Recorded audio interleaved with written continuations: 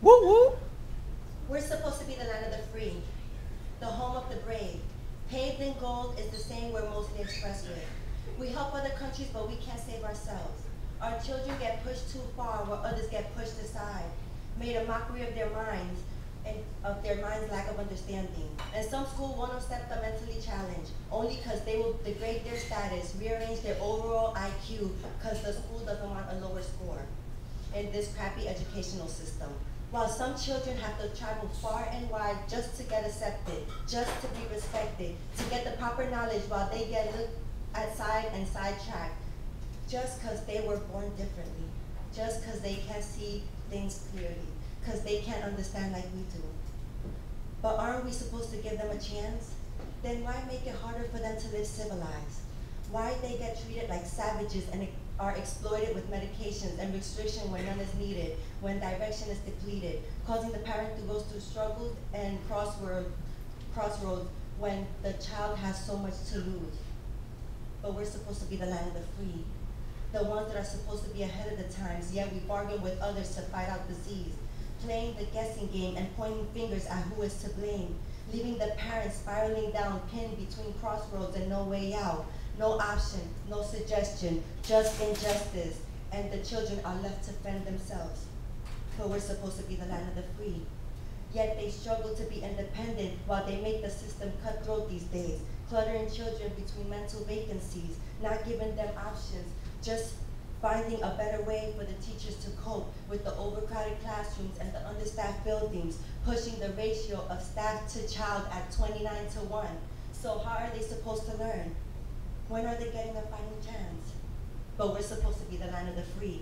And autism has become an epidemic for all to see, bridging the gap between the norm and unjust, while DDS has to find a way of dealing with the caseload. 7 children diagnosed with this disease a day. That's one state. Do the math, I am outraged. But they're getting pushed around with no way of getting a permanent stay, pushed to the breaking point because can make anyone go insane. And they tell the parents, sorry, but your child is not accepted here. Hands crossed with no remorse as the child walks out the door trying to understand what they have done wrong when they were born this way. They are created uniquely different, but we're supposed to be the land of the free.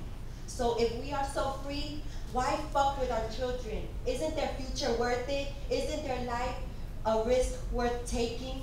This ain't freedom. This is not democracy here. We lost our choice. They lost their way. Now bullshit is all that stands in their way.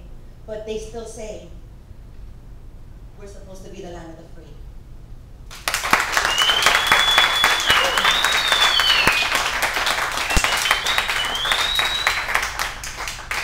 New shit.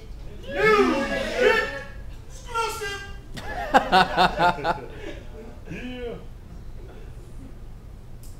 Here I view myself in a 4-way mirror, see all the different sides that makes me the woman I am today. As I look to my left, I see the struggles I've been through, the many times I've fallen down, the discrimination that I have been through as a woman and because of my race. I view the dirt that has built up on my flesh, the weight on my shoulders I carry from all the pain I've endured, all the scars I've worn, reminding me of the battles I've fought. A moment I had to protect myself. Every time I've been thrown to the ground, spit on my face, rejected.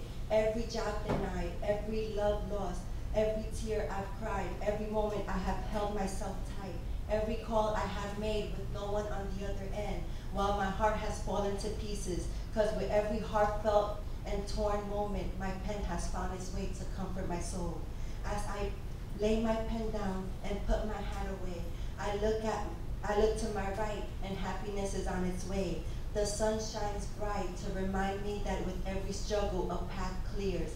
A joyful moment arises and I feel alive. I feel like I could take on the world because at this point all the doors are open. I am invincible.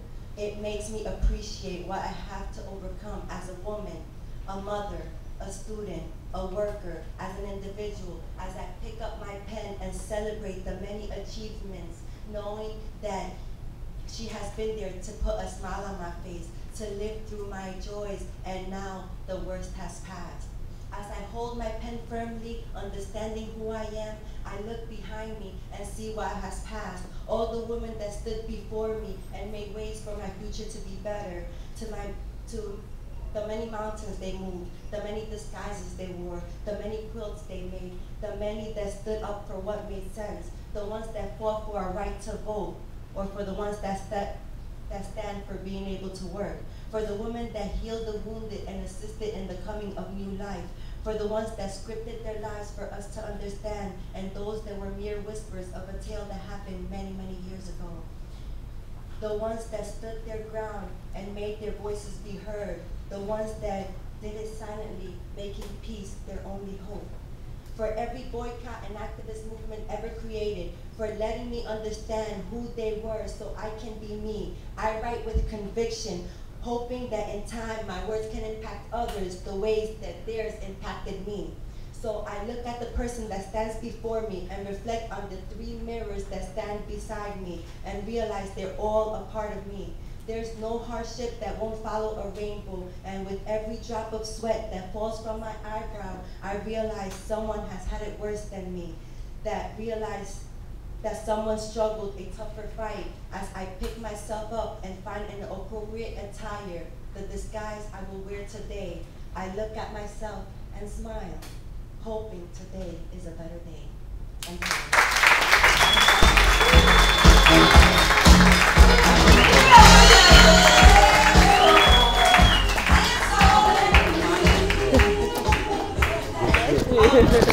I'm reminded, however, I completely forgot to mention this at the beginning of the show, but we need you, if you're going to do two pieces, so try to keep one or both of them fairly short. We've got a long, lovely night ahead of us. We do want to be able to put everybody on the stage. That said, I'm excited to offer this next poet. I feel like I haven't heard his work in a minute. Please welcome him up to the stage, Jamie Martin!